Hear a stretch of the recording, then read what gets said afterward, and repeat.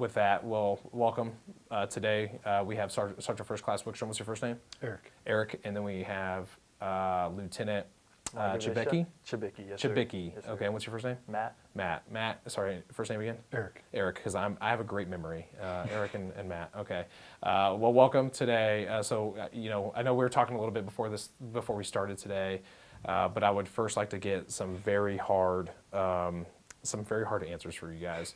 So as combat arms leaders, NCOs, officer, I know you guys, you're out in the field a lot, your minds wander, you probably talk about 1,000 things. Mm-hmm. And the thing I'm most curious about is if you had to choose the opposite person, so you a platoon sergeant and you a PL, which Disney prince would you choose to be your counterpart and why? Prince? I don't know. Prince, Disney prince. So like everybody knows the princesses. What was that? Prince Charming, right? Isn't that what? Yeah. Yeah, Wow. My wife said he looks like Prince Charming. Yeah. Right, so you would I just go guess, with. Yeah. That's a compliment. Yeah, it's Is Shrek a Disney movie? Shrek's. The Shrek's, yeah, but Yeah, Pixar maybe. Yeah. Well, That's Shrek- Prince Charming. Shrek. Oh, that Prince Charming. The short one? Oh, so the Yeah. bad guy. And then what's the dude from Monsters Inc? That's not a prince, Hey, could and be. that's Pixar. I don't know, but that. I was guy. going to say Hercules. Yeah, that'd be pretty awesome. That counts. I You guys feel can't choose the same one. I'm gonna make that a rule. You can't choose the same one. So we've been together for 20 months, sir. It's at this point the same mind. like. Okay. We are symbiotic. still the same rule applies. All right, You can't choose the same one. Is Aladdin a prince? Aladdin is a prince. Sure. Technically, he becomes a prince. Prince of Thieves, at least. You know. That one. Okay, so Aladdin, Hercules count? Hercules. That does still count. I just want to make sure. Okay, so Hercules, that makes sense. He's a combat vet. Yeah. Aladdin's a thief, so I think it says a lot about you and where your mind is at. So like, sure. I feel like that's I just thought about good. the carpet. I don't know. just after driving on a Bradley for so Yeah, long, the magic just past carpet. that, Can man. you imagine? Can you imagine just leading the formation on the That's carpet? what I'm saying. So, Yeah. I think that would be probably then the best thing. Everyone would hate you even more because you're like that dude's up there just riding. Here we are in the back of this Bradley, It'd be way easier. just waiting to go to our It'd OP. be one part. You know and what no I one mean? can hear us coming, Yeah. but everyone can see him because he's 500 feet in the air, thinking nobody can see him. That's what I want. But on a cloudy day, that'd probably be pretty good. That's what I want. That's what. All right. So, what unit do you guys belong to here?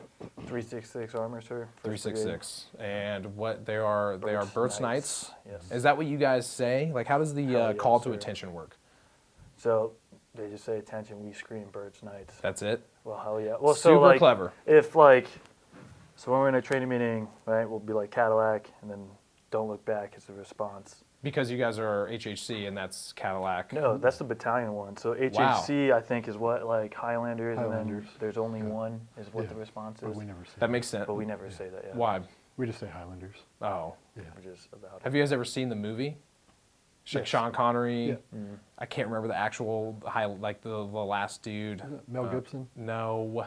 Isn't it not? Is it not This is Mel gonna bug Gibson? me actually, and I don't have my cell phone because and I wish I did.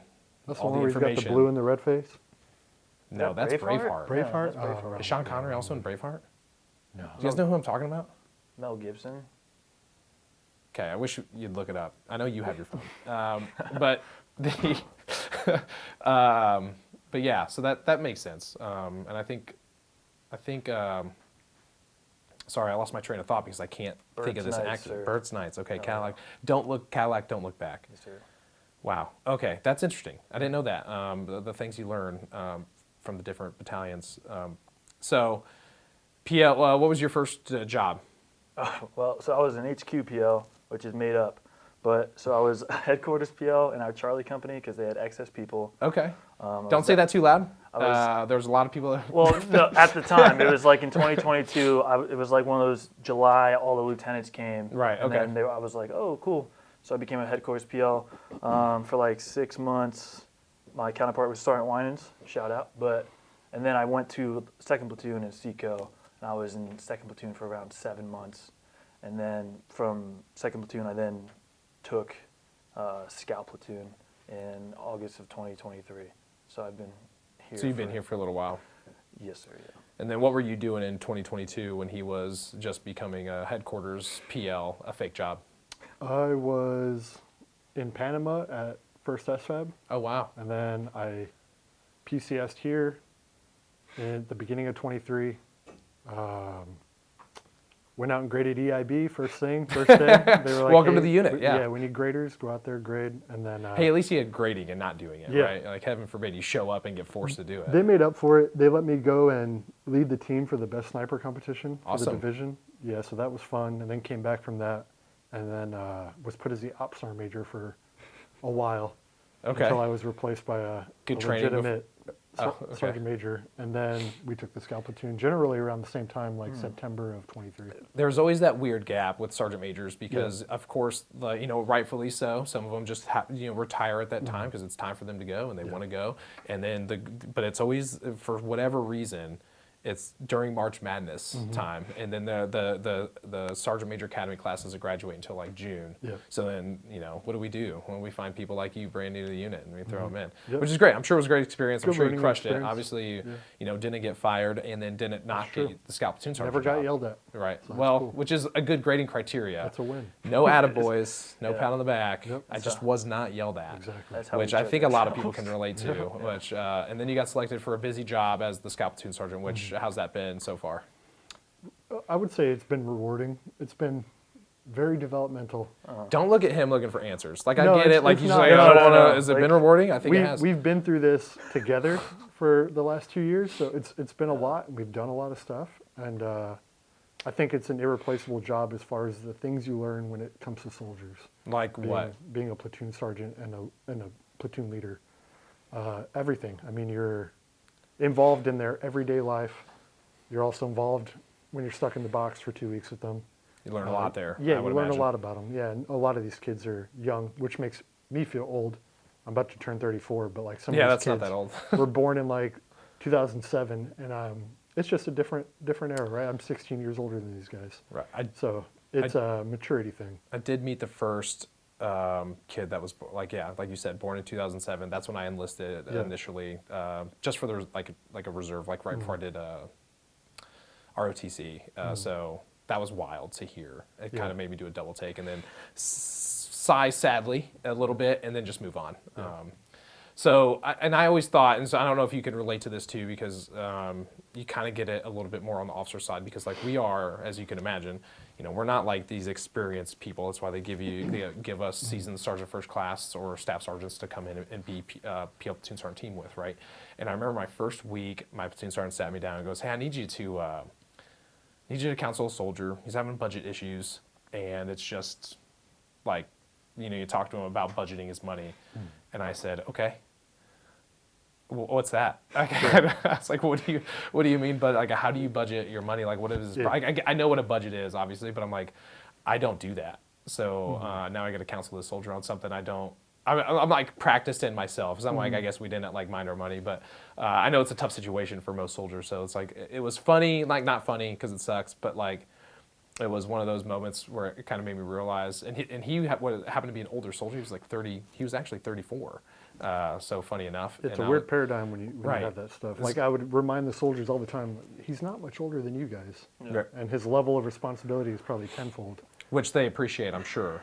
Sure. Yeah. So for the longest time, I didn't tell my soldiers my age because I know like some of them might think, oh, there's weakness there or something like that. Oh, Right. in my weird mind, Yeah, right? no, it's good. 'Cause it's for me, it's like, okay, cool. If I met somebody who's supposed to be my boss and they're like, 4 years younger than me, so I'd always just tell them I'm 40, right? Obviously, I'm not 40. Just smoke But more. It, It would yeah, probably but, take care of that. right. But it gave them like a little buffer. It kind of added to the mystique, right? And Sure. it made it like I found that made it a little bit more professional in the way they acted around me. And because like some of these kids, they're like 20, they're like my age, I'm 26, right? I can say that now, but whatever. But some of these kids are like 27 and they act like they're 12, and I think all the time I'm like, oh, why am I? And it's just the role, like he's saying. But I totally understood, or I got what you were saying about coming in and feeling like, because even at NTC, I was asking about my credit card. I was like, hey, what does this mean? You still What's the don't- credit score? Yeah, well, yeah. Which is, I think it's kind of an interesting point. I did not go that route when I was, because I was an armor officer before, so I was a PL and an XO, and I think, and maybe you can corroborate this a bit, but even through ROTC, they do their best to tell you, like, you're in charge. When you get there, you're in charge. Like, lean on your platoon sergeant, but you are the person that, you know, has held mostly responsible or is responsible for those soldiers. Like, you know, you share the responsibility, but in the end, that's the burden of the commissioned officer part. And so I think that's, you know, just like you can be blessed with a PL that's not all there and competent. Like, you can be blessed with a platoon sergeant that's not all there and competent too. And so it's, you know, you guys obviously seem to kind of have this cohesive team. You've been doing it for almost 2 years, right? So that also helps a ton. But to deal with the individual soldier issues, you know, like, it's something, you know, I hate to say this, but we do joke about it because some of them they come to the table and you're like, wild. Yeah, how did you get yourself in that situation? So that being said, We've had days like that. What's the wild one? Oh, we've had plenty. So they were calling it. They were calling it the Scout Incident Report for a little bit. Okay. But I mean, it's not funny. But again, nothing crazy ended up from it. But We're here to laugh at mistakes. Yes. You know what I mean? So we can laugh at our mistakes. We learn from them. We grow from them. And we move on. Yeah, so typically with the soldier issues, that's my realm. Yep. The way we divide and conquer things together, that's my realm. And I mean, there's only so much you can do, right? Because you tell these kids what the right answer is in life, and you give them that wisdom. Whether they choose to follow that is their own regard, right? But we can only pick up when they fall. And when they fall, I mean, we're there. So when they get a DUI, we're there at 4 a.m. on the first day of leave. We're in the office typing up the Scout Incident Report, and we're doing the things. But I mean, we've touched on everything, and we've tried to prevent a lot of these things. But I think one of the most rewarding things is the aftermath of it, right? Because we tell them, they'll come to us, they trust us to come to me specifically, because I've told them that's not his ballpark. Yeah. I'm the old guy. I know what right is. I have a family. I'm a dad. Like, I've done well in life so far. So they take my advice. Sometimes they don't follow it. And then when they fall, they'll come and be like, yeah, you know, you were right. Okay, how can I fix this? How can I move past this and not do this again? Okay, well, here's what we should do, right? Here's what Sergeant Wickstrom would do.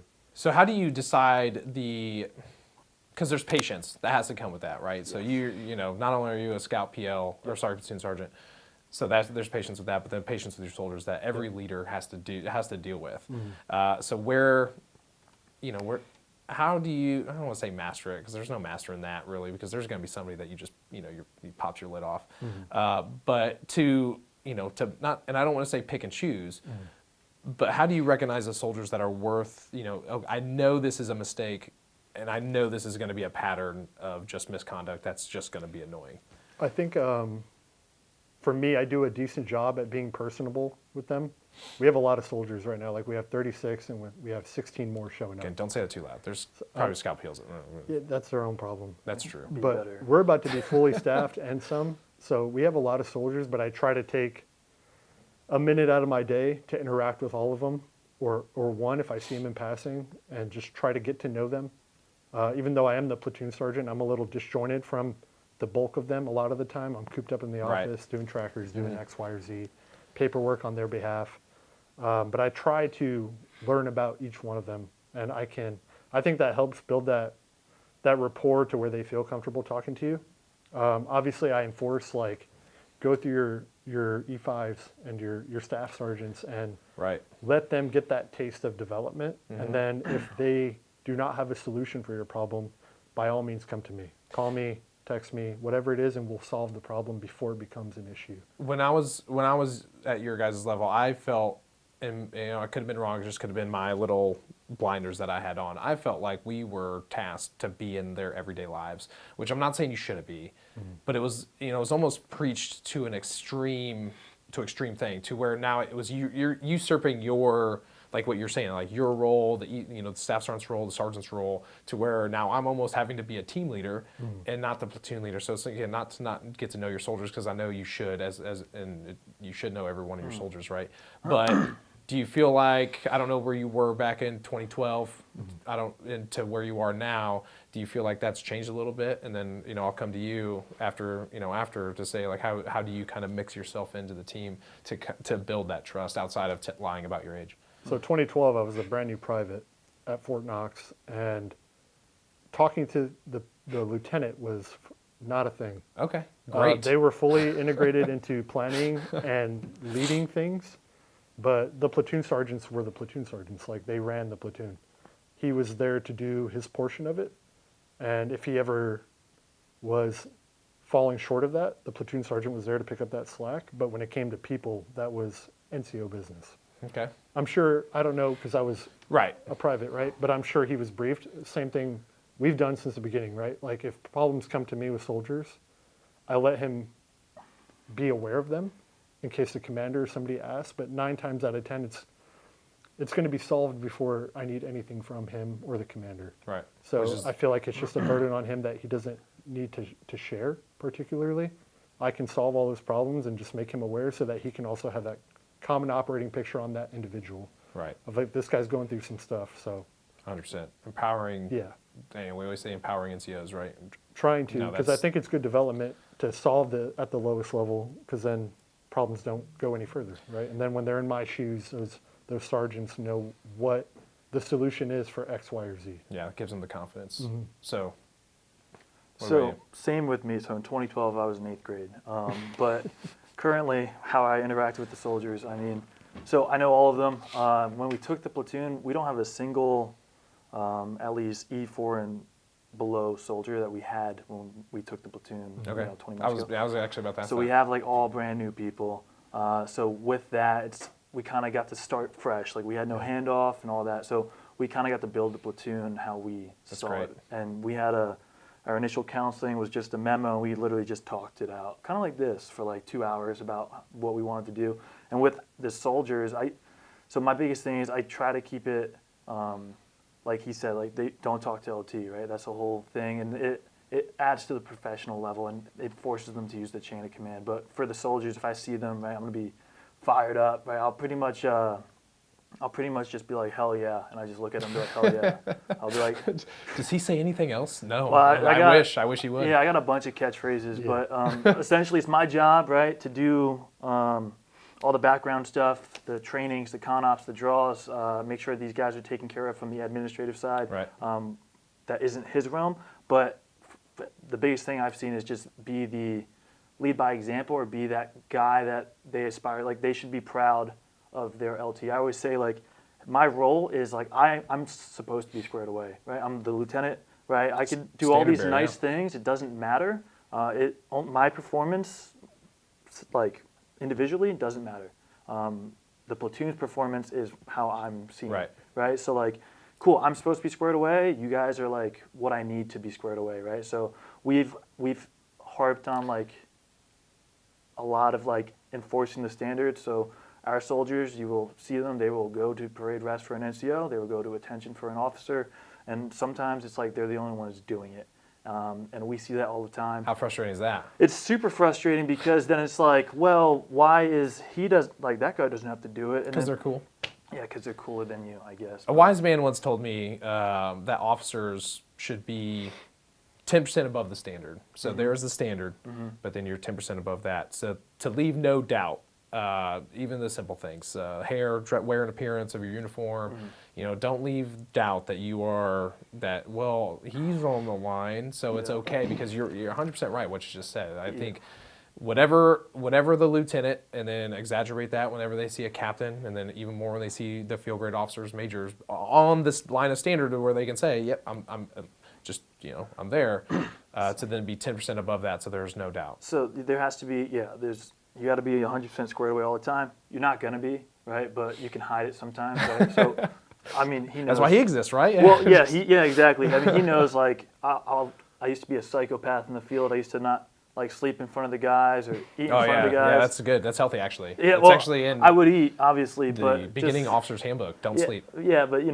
just got to be the motivator. Like, all the dudes are awesome. They have their bad days. I have my bad days, but just being there, present, I thought was like, okay.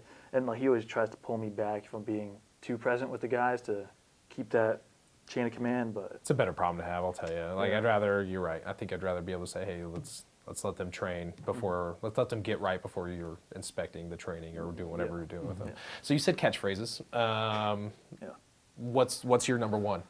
We will get there.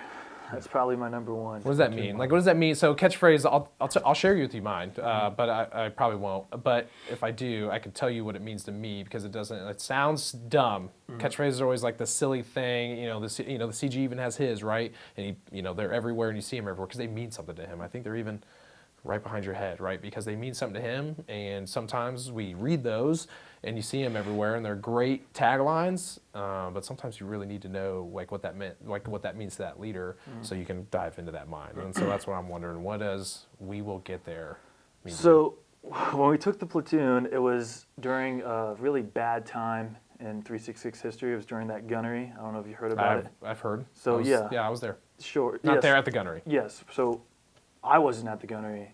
Oh, thank goodness. But we pretty much took, I was supposed to take the distro platoon. Something happened with the scout platoon. And then I ended up taking it. He was on con leave, but then he joined us after we got back from that gunnery, which was like a week. They like put us there to fix the platoon, essentially, is what we were told. Ish, yeah. They were in a bad spot. Is it fixed? And they wanted, I would say, absolutely. Well, I think we're getting there, right? But so when it came to that, so it was a lot of stuff, and then from that, it was a lot of stress on me, at least, and I'm sure him, because we had that from end of August to October, we had to shoot a gunnery, and these guys didn't do well the first gunnery, so It was tough to keep them motivated. They were doing sims all the time, and every time like we'd fall short of something, I would just say we will get there, and I've said that probably every time. So like it could be as simple as a run.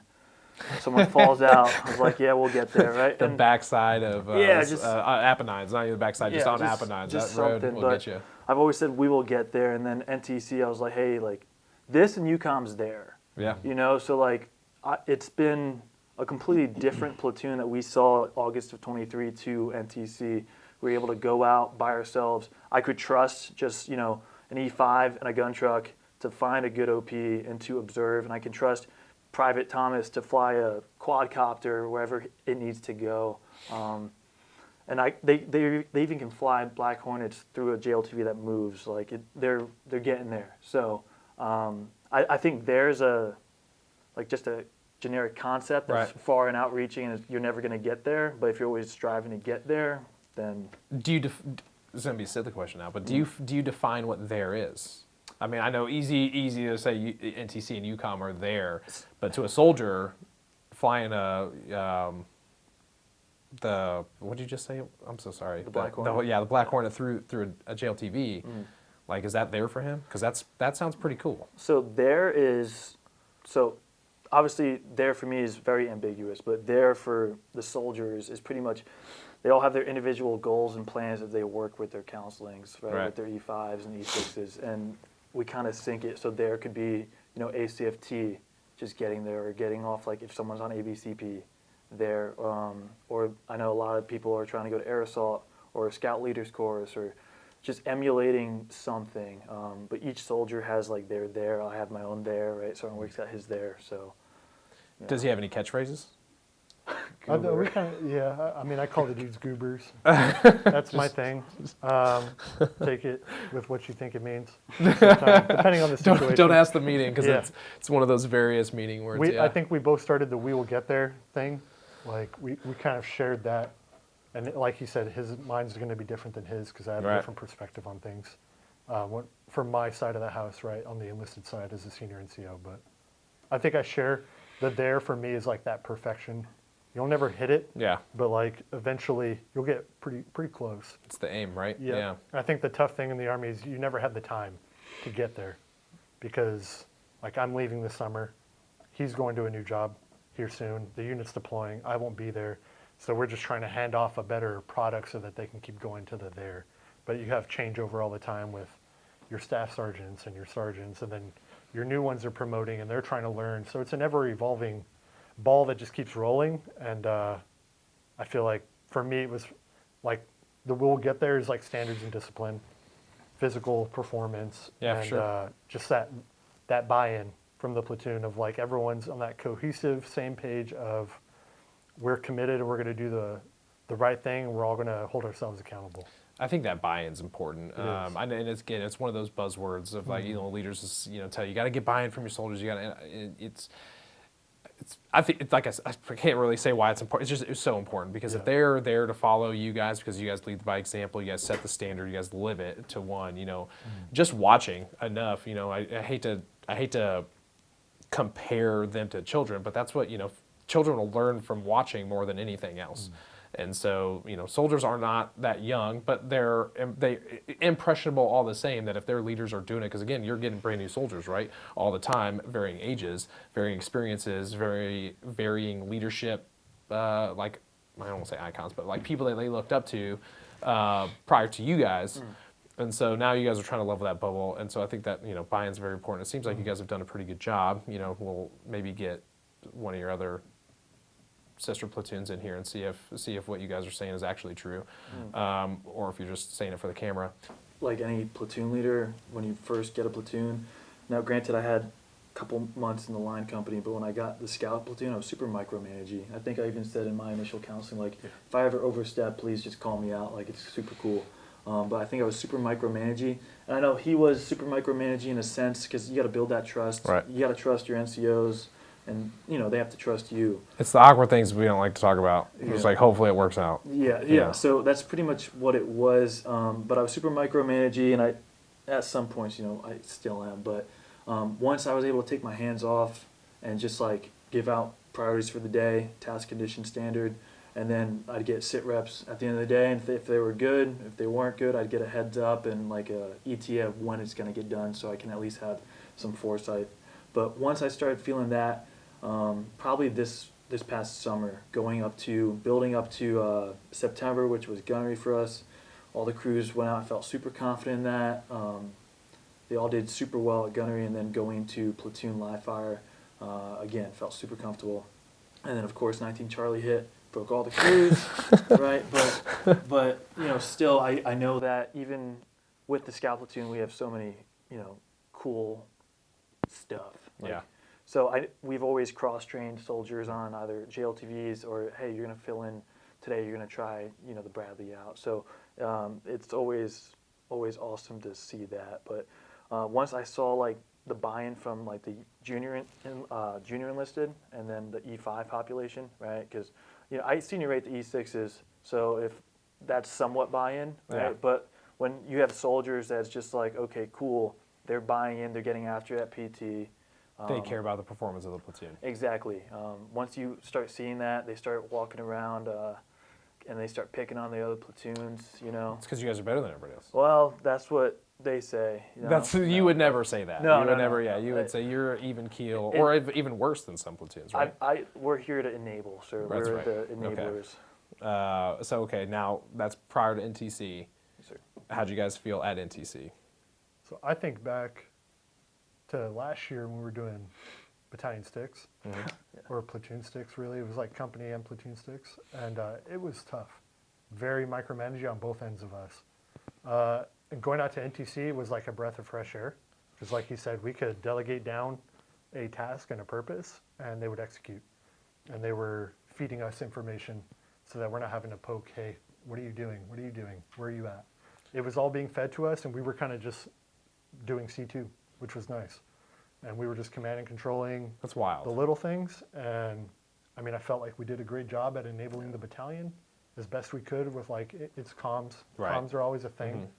But I mean, we had a good setup, and I think the guys did well, and I think props to them. I mean, they've come so far.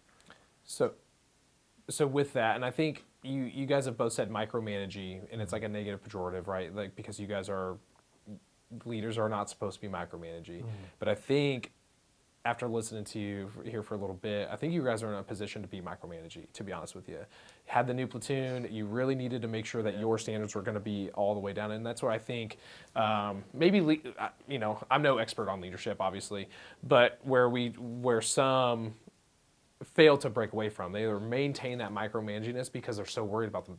To be honest, I think they're worried about themselves and what they look like. And what you were saying earlier, like it's not like what you look like is the platoon. So it's sometimes concerning to be micromanaging to a certain extent, but then the freedom that comes with what you guys are talking about, your experience at NTC, I mean, that's got to feel pretty good, right? 1,000%. And that's through 20 months of cohesion Yeah. at the PSG and PL level, which Continuity. not a lot of people get. So Right, we were yeah. able to do that throughout time, and then ending it with an NTC was pretty awesome to see. So you got to see like the fruit of your labor all the way up to Yeah. NTC. So I mean that was super reassuring to me, because the whole time as a PL it's super nuanced. Like you don't know if you're doing well, Right. right? Because like if he's doing his job well in garrison, I'm just sitting there like waiting for like some land to open up so we can plan something. It's almost like you're doing well if you're not being bothered, Mm-hmm. right? that- And so that's- it's, you know, Again, are like you- he said, like if we're not getting yelled at or fired, we're crushing it. yeah, You know, and that's which is a sad standard, but nonetheless, Yeah. it's still standard. All right, so you said that you're moving on this summer. Where are you going? I'm going to UT Austin, ROTC program. Wow, that's super exciting. As the senior enlisted like trainer or something, or MSI 1. okay, I'll be teaching the Sure. freshmen. that's Yep. okay. Yep. I remember what that time was like. Mhm. So good luck with that. That Thank sounds you. super. It's a cool location. I was gonna say yeah, because San Antonio would be good. What are you moving on from PL time? yes, sir. I'm going to be the rear DOIC. Okay. Yeah. Prior to, are you going to career course soon or? I'm getting out, sir. Oh, great. Okay. Yeah. What are you going to go do? Well, we're going to move back to the East Coast, my wife and I, and then I'm going to look to do probably a three-letter agency or project management at some level. You know, the typical cliche. No, that's awesome. Yeah. No, that's good. Yeah, get your PMP certificate, Yes, sir. and then you please do a good job. Please, like we're all probably really relying on you more than you know. Do my best.